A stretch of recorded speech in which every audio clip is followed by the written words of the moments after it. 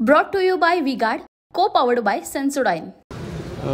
शिष्टमंडळाचं म्हणणं असं होतं की तुम्ही उपोषण सोडून मुख्यमंत्र्यांच्या बैठकीला चलावं, पण आम्ही त्यांना सांगितलं की आम्हाला शासनातर्फे ओबीसीच्या आरक्षणाला कसा धक्का लागत नाही याचं आम्हाला उत्तर मिळावं.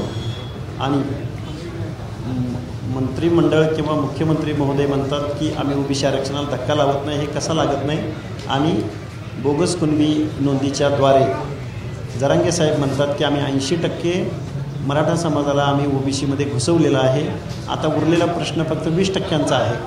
आणि हे जाहीर मीडियाच्याद्वारे जाहीर महाराष्ट्रानं पाहिलेलं आहे.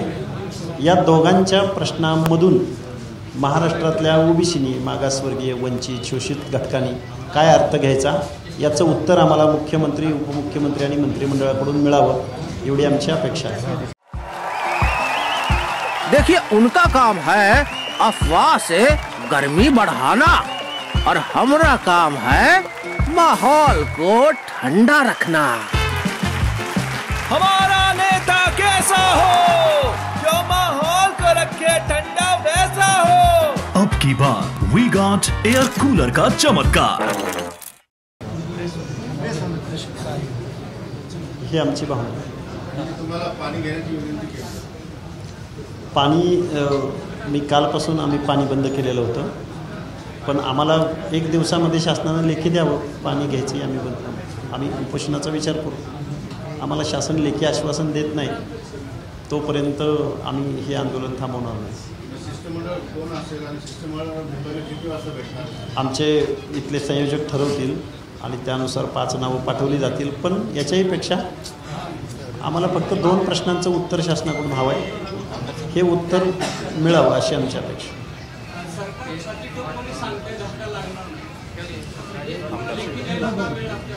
मग छातीठोकपणे जर सरकार सांगत असेल, फक्त सरकारच सांगत नाही तर महाराष्ट्रातलं सरकारच सांगत नाही तर महाराष्ट्रातले जेवढे रुलिंग पार्टीज आहेत, म्हणजे जेवढे पक्ष आहेत, काँग्रेस, भाजप, शिवसेना, राष्ट्रवादी, दोन्ही शिवसेना, दोन्ही राष्ट्रवादी, या सर्व पक्षांचे प्रमुख म्हणत आहेत की ओबीसी आरक्षणाला धक्का लागता कामा नाही.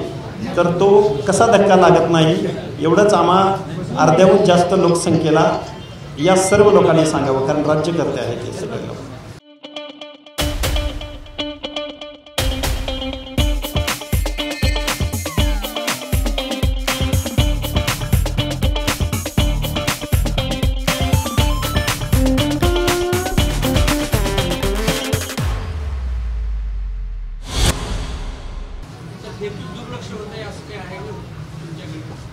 आमच्याकडं हे बघा, ओबीसीची पाठीमागं अनेक आंदोलनं झाली, पण त्या आंदोलनाला म्हणजे सावित्रीबाई फुलेंच्या जन्मगावी जमदडे नावाच्या युवकानं उपोषण केलं होतं, तिथला लोकलचा प्रतिनिधीसुद्धा तिकडे गेला नाही.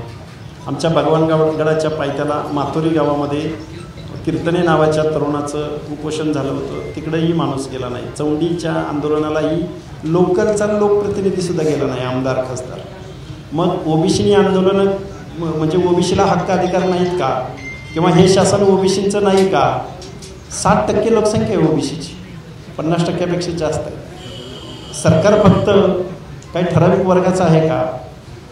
आणि मग लोकनियुक्त लोक जर अशी वागत असतील तर मग ओबीसीनी, भटक्या विमुक्त जाती जमातींनी, SBCनी नक्की जायचं कुठं आणि आपली बाजू मांडायची कुठं? म्हणून आम्ही अंतरवली सराटीच्या वेशीवर वडी गोद्री या गावामध्ये हे आंदोलन पुकारलेलं आहे.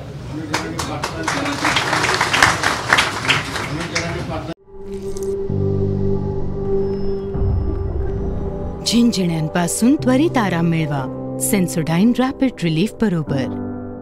या ठिकाणी त्यांचं म्हणणं असेल की मराठा समाजाच्या विरोधात तुम्ही नाही किंवा मराठा ओबीसी नेत्यांचं समाजाच्या विरोधात नाही, मात्र आम्हाला जे पाहिजे ते त्यांनी द्यायला पाहिजे. तुमच्या उपोषणाला त्यांनी कायदेशीर अधिकार म्हणून. जरांगे साहेब या महाराष्ट्रामध्ये गेले 7-8 महिने महाराष्ट्राला सांगतायत की ओबीसी आमचा बंधुभाव आहे.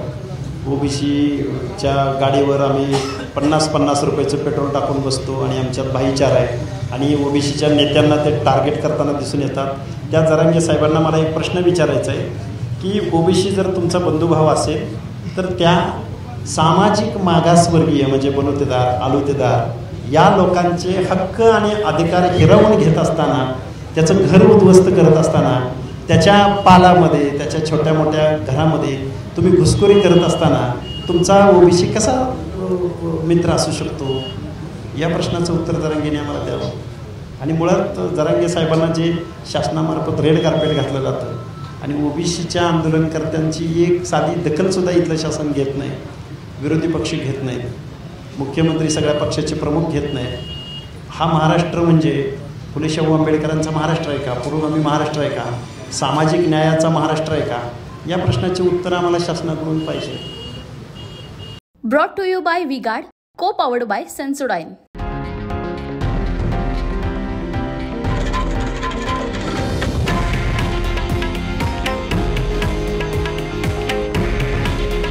हे आहे देशातील नंबर 1 न्यूज नेटवर्क आणि आपण पाहत आहात TV9 मराठी. काळजी तुमची, हित महाराष्ट्राचं.